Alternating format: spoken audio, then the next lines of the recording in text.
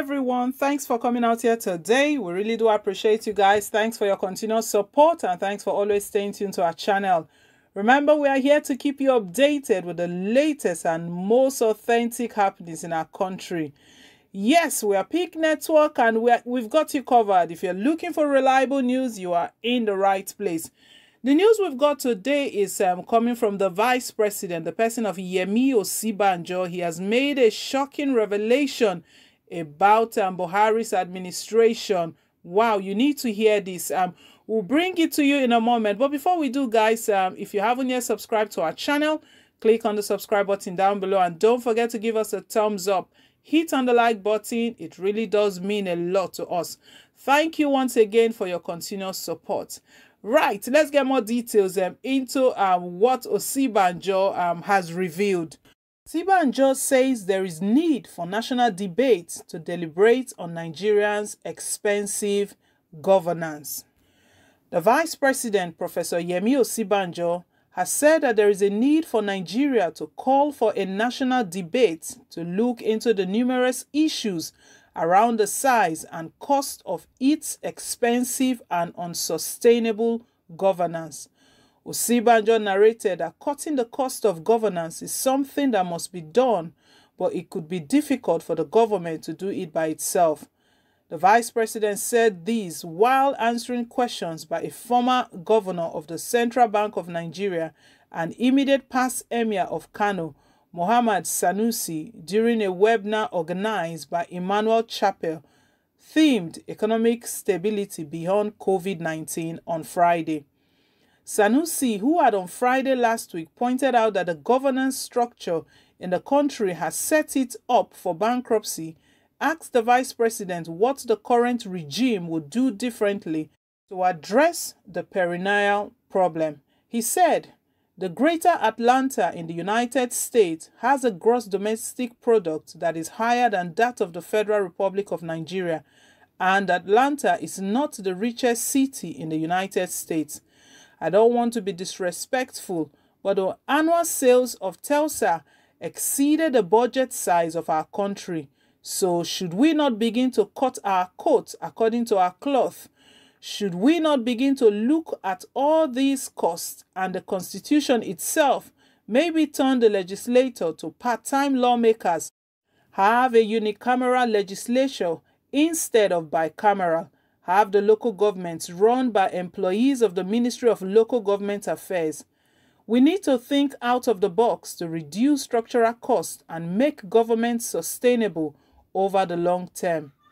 While responding, Osibanjo said, "There is no question that we are dealing with large and expensive government, but as you know, given the current constitutional structure, those who would have to vote to reduce the size of government, especially to become part-time legislators, are the very legislators themselves. So you can imagine that we may not get very much traction if they are asked to vote themselves, as it were, out of their current relatively decent circumstances. So I think there is a need for a national debate on this question, and there is a need for us to ensure that we are not wasting the kind of resources that we ought to use for development on overheads. At the moment, our overheads are almost 70% of revenues, so there is no question at all we must reduce the size of government. Part of what you will see in Economic Sustainability Plan also and several of other initiatives is trying to go to some extent to what was recommended in the Steve Orense report to collapse a few of the agencies to become a bit more efficient and make government much more efficient with whatever it has. He explained that government has been able to cut waste when it detected some ghost workers. The event was attended by other panelists and moderated by a senior advocate of Nigeria, Professor Koinsola Ajayi, and Dr. Chini Ogunro. So guys, we can see that Osibanjo is finally coming out gradually. You know that he has been silent for a while, and a lot of people said he has been sidelined. He's just a figurehead a vice president that does not really contribute, that does not really have much say in the affairs of even presidency, because the people ruling the country, they are the family members of the president, the cabal. We all know all about that. But right now, what he's really speaking about, it does make sense. It's quite commendable. He's saying that it's high time that Nigeria organized a debate on how to cut the expenses, the overhead. You can imagine Osibanjo revealing that at the moment they spend over 70% on just overheads. We're not talking about money they spend on developing different states and different communities, the money they put into infrastructure, the money they put into health sector, the money they put into even education. That's not what he's talking about. He's talking about just overhead. Guys, that's really something serious, and we're talking about our country going bankrupt. You know, the country is even not stable even before we were hit by this pandemic that is scourging the whole nation, the COVID-19.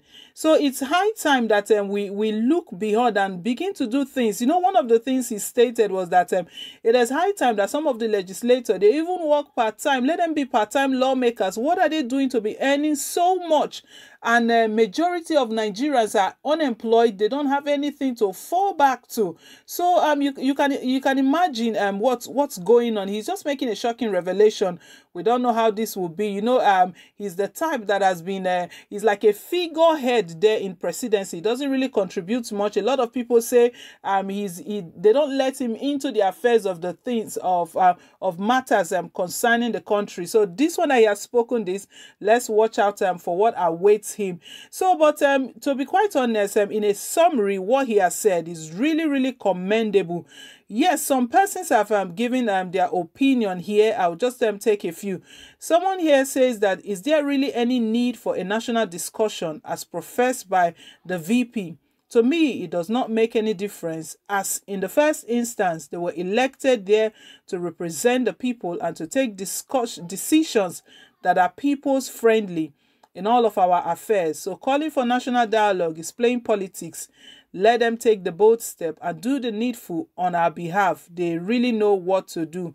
Well, on this person's opinion, he feels that they are trying to play politics again to make people feel like their say really does matter, that let's have a dialogue and let's see how to cut things, that they really know what to do. Yes, I quite agree to some extent, because in the first place, they are the ones that appointed all those lawmakers, so they know what to do. They can just relieve some of those lawmakers their jobs, because the overhead is definitely too much. How can you be spending 70% of your revenue on just overhead? What is left? What will be left for the people? What will be left to advance the country and to move the nation forward? It's just like the country is working for only a selected portion. Who are those in government? Who are the politicians? Who are the lawmakers? The country, everything the country is doing, all the revenue that comes from our oil and everything we do, we're just using it to service only one portion, one aspect of the country, while the other aspect is really suffering. See how our healthcare has been exposed, and really exposed in the face of this COVID-19. The healthcare system could not even stand the test of time, because they didn't do anything to it at all. They are just sponsoring or servicing lawmakers, and see the way they are spending the country's money. So guys, what Osibanjo is saying is quite commendable, that it's high time that a debate be held. But you know, one of the presidential aide at some point said that that's not Buhari's style. So I don't know how Buhari will react to this one, that Osibanjo has said that it is time that we organize a dialogue, a debate. And you know what a debate looks like? Question and answer, and people are bringing their opinion, really speaking, pointing out the areas that they need to slash, that they need to cut. And we'll see how this goes. Anyways, guys, that's the news reaching us at the moment.